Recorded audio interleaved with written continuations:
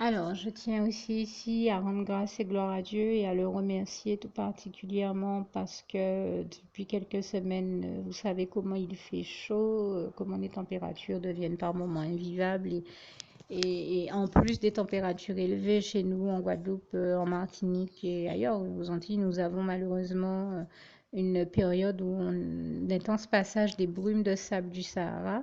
Et c'est vraiment pénible pour nous, surtout pour tous ceux qui, comme moi, sont asthmatiques, sujets aux rhinites chroniques allergiques et à toute espèce d'allergie et autres. C'est toujours très désagréable. Ou tous ceux qui ont d'autres types de problèmes de santé, tels que tous les problèmes de santé qui sont liés à la montée des températures. Tout comme là aussi, c'est mon cas, des problèmes comme les personnes qui ont des problèmes de circulation sanguine ou d'œdème comme moi, qui gonflent dès que les températures augmentent.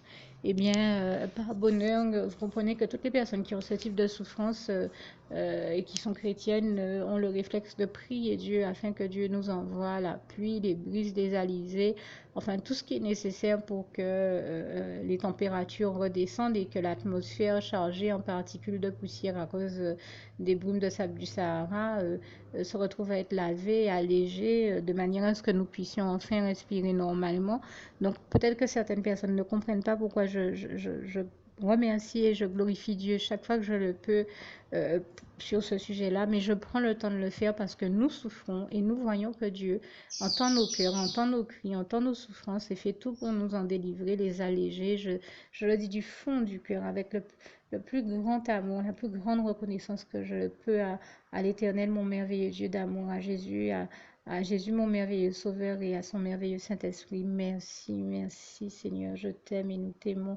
Merci Seigneur pour le grand soin que tu as, toutes tes délicates attentions envers nous, pour la manière dont tu portes tendrement soin de nous. Je le dis, j'ai des frissons qui parcourent tout mon corps parce que mon Dieu est tellement merveilleux. Je vois sa main toute puissante à l'œuvre pour nous sauver, pour nous délivrer, pour nous guérir, pour nous soulager de nos souffrances, pour nous délivrer de tout ce dont nous avons besoin de l'être. Et je l'en remercie et l'en glorifie ici. Lui dit tout mon amour et ma reconnaissance parce que Dieu est merveilleux et que chaque fois que c'était nécessaire ces temps-ci, il l'a envoyé pour nous la pluie, les brises, les alizés, au point que je me délectais des brises. Je disais, ah, merci Seigneur, chaque fois qu'une brise passait, mais chaque fois qu'il y avait une alizée, merci Seigneur, merci Éternel, merci mon Jésus, merci Saint-Esprit, parce que je sais que le Seigneur voit nos souffrances et qu'il fait tout pour nous en délivrer, nous en soulager, nous en libérer totalement. Et toute la gloire lui en revient. Et je pense à quelques passages d'ailleurs bibliques aussi qui viennent nous démontrer cette réalité. Quand je disais tout à l'heure que je vois que Dieu a étendu sa main toute puissante, agissante pour nous délivrer, nous libérer, nous sauver, je pense à ce passage d'Ésaïe 59, verset 1 qui dit non, la main de l'Éternel n'est pas trop courte pour sauver, ni son oreille trop dure pour entendre. Je pense aussi à ce passage du psaume 50, verset 15, qui dit invoque-moi au jour de la détresse et je te délivrerai et tu me glorifieras. Le psaume 34, verset 5 à 20, notamment vers le verset 5, qui dit j'ai crié à l'Éternel dans ma détresse et il m'a délivré de toutes mes détresses. Et vous avez le verset 18 à 21 où il est aussi écrit car le malheur atteint souvent le juste, mais l'Éternel l'en délivre toujours et je lui rends grâce et gloire parce qu'il est celui qui nous délivre toujours de tout ce dont nous avons besoin de l'être. Et encore une fois, toute la gloire en revient à Dieu, à Jésus, à son Saint-Esprit. En tout cas, moi, j'avais tenu vraiment à prendre le temps de remercier Dieu et à le glorifier parce que j'ai pris le temps de noter les dates ces temps-ci, le 28, le 29, le 30, le 31 juillet, même jusqu'à maintenant, nous sommes aujourd'hui le 4 août 2015 et nous avons eu des jours de chaleur extrême au point que j'ai même noté des pays où il y avait la canicule, où les températures ont augmenté comme pas deux.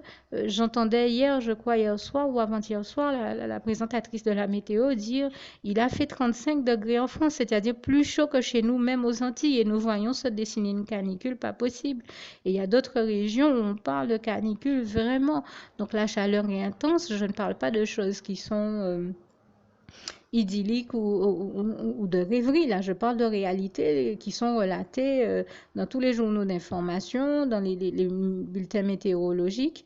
Et même, on voyait la semaine dernière encore une délégation de la région chez nous aller visiter euh, certains hectares de terre, j'ai envie de dire, habituellement cultivés par des agriculteurs locaux de chez nous, de la Guadeloupe, qui,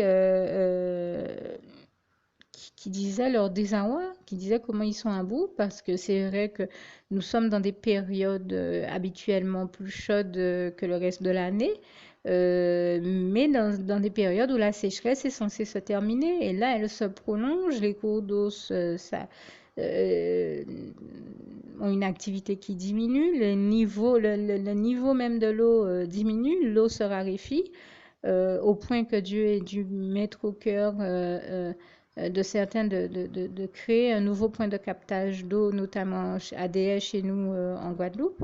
Et là encore, je dis toute la gloire revient à Dieu, à Jésus, à son Saint-Esprit. Ça nous démontre à quel point Dieu est en train de tout mettre en place pour nous sauver, nous délivrer de toutes les souffrances que tout cela génère. Que ce soit sur le plan de la santé, sur le plan sanitaire, sur le plan alimentaire et tous les autres plans.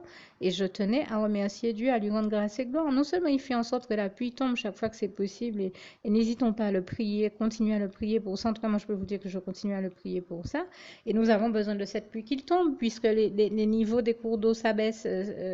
Donc, nous avons besoin de les voir être remontés, de voir de l'eau être disponible pour tous ceux qui en ont besoin dans le pays, sur l'île, et dans toutes les îles alentours. Bien sûr, quand je parle ainsi, j'ai le réflexe de parler en tant que guadeloupéenne, mais bien entendu que je le souhaite à tout le peuple de Dieu de la Guadeloupe et aussi à tout le peuple de Dieu de la Martinique, de la Guyane, de toutes les îles alentours, de la Dominique, de partout, et à tous ceux que Dieu veut bénir du fond du cœur. Et il est logique que nous fassions cette demande et cette prière à Dieu de nous envoyer la pluie, parce que nous avons besoin de cette eau, nous avons besoin d'être rafraîchis, nous avons besoin qu'en effet l'atmosphère soit allégée pour que nous puissions mieux respirer et mieux nous porter. Donc ça peut paraître anodin que je fasse ce témoignage, mais il me paraît vraiment important de dire que oui, j'ai vu Dieu agir, oui, j'ai vu Dieu, comme à son habitude, faire en sorte que les meilleures mesures soient prises pour nous en notre faveur, comme ce psaume 40, versets 5 à 6 nous le démontre, et que je le vois agir pour nous soulager de toutes les souffrances qu'entraîne cette sécheresse et par endroits du globe, cette canicule. Et je tenais à en remercier Dieu et à l'en glorifier. Vraiment, je le dis encore ici, toute la gloire revient à Dieu, à Jésus, à son Saint-Esprit. Je termine ceci dit donc en vous invitant à ne pas hésiter à continuer à prier pour ce point de prière comme tous les autres points de prière importants que Dieu vous mettra à cœur de faire. Et en vous rappelant que donc notre Dieu est là, il veille sur nous, il prend tendrement soin de nous, il n'a pas arrêté de continuer à tendrement prendre soin de nous, et toute la gloire lui en revient. Et donc à l'en remercier, à l'en glorifier, et à vous inviter tous à rester dans la paix du Christ, notamment avec ce passage de Philippiens 4, verset 7, que la paix de Dieu qui surpasse toute intelligence garde vos cœurs et vos pensées en Jésus-Christ. À bientôt.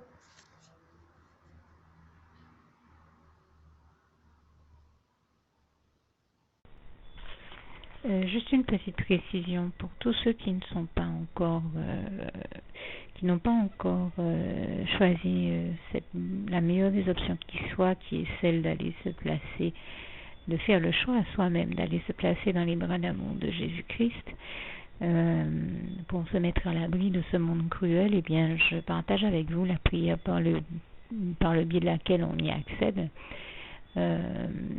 Et commence par vous rappeler également ce passage de Jean 14, verset 6, où il est écrit que Jésus-Christ est le chemin, la vérité et la vie. Nul ne vient au Père, Dieu, sans passer par le Fils Jésus-Christ, bien sûr. Je le dis à ma manière, vous regarderez comme il est actuellement écrit dans vos Bibles là encore.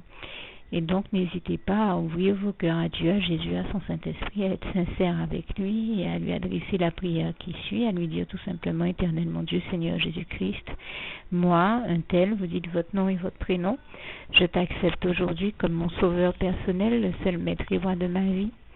Je remets toute ma vie entre tes mains, puisqu'elle t'appartient, éternel mon Dieu, puisque tu l'as créée, cette vie. Donc tu en es donc le seul maître et propriétaire comme de tout ce qui existe dans tout l'univers. Je remets donc toute ma vie entre tes mains, je te la donne.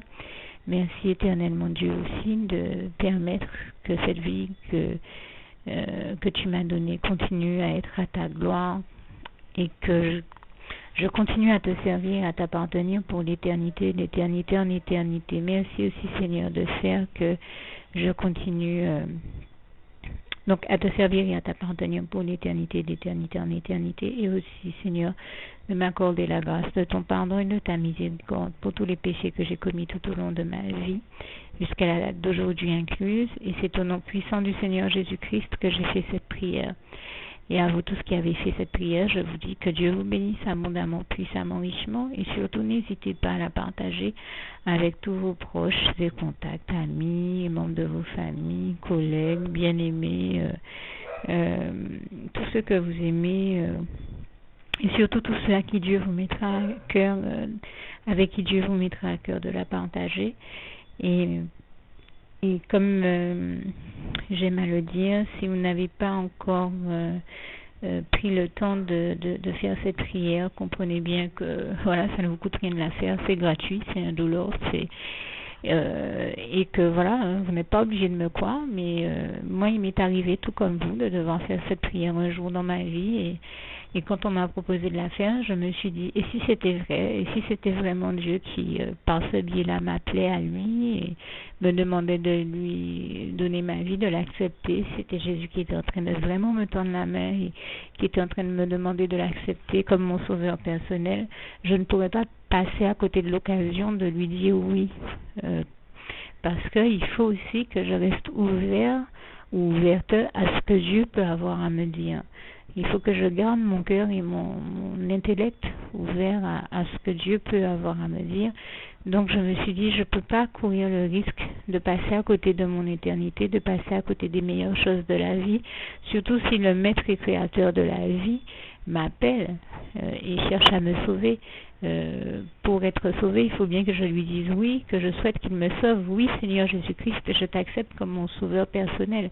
Et c'est le sens de cette prière. Et comme je dis, elle ne nous coûte rien à faire. Et puis surtout, moi je vous dis, du jour où je l'ai faite, j'ai vu Jésus changer ma vie en mieux sur tous les plans. Et donc je crois que ça ne vous coûtera rien, ça ne vous coûte rien vous non plus de la faire et puis d'expérimenter, de regarder comment les choses vont se dérouler dans votre vie, de regarder Jésus changer votre vie en mieux, à vous aussi.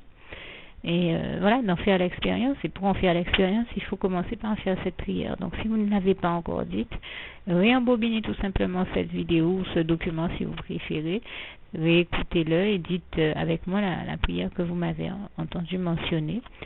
Et n'oubliez surtout jamais que tout est possible à celui qui croit en Dieu, en Jésus-Christ et en son Saint-Esprit, comme il est écrit en Marc 9, verset 23, et que tout est possible à Dieu, comme il est écrit en Marc 10, verset 27.